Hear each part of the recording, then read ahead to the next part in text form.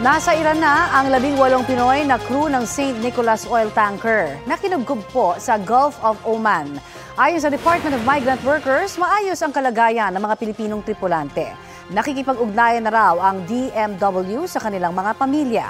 Ang Department of Foreign Affairs naman, patuloy ang negosasyon sa Iran para sa pagpapalaya sa ating mga kababayan. Noong nakaraang linggo ng kubkubin ng Iranian Navy ang nasabing tanker na may dalang krudo mula Iraq na papunta sanang Turkey.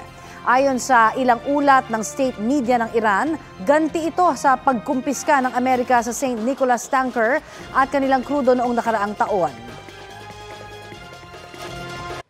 Kapuso, para sa mga maiinit na balita, mag-subscribe sa GMA Integrated News sa YouTube. Sa mga kapuso naman abroad, subaybayan nyo kami sa GMA Pinoy TV at sa www.gmanews.tv.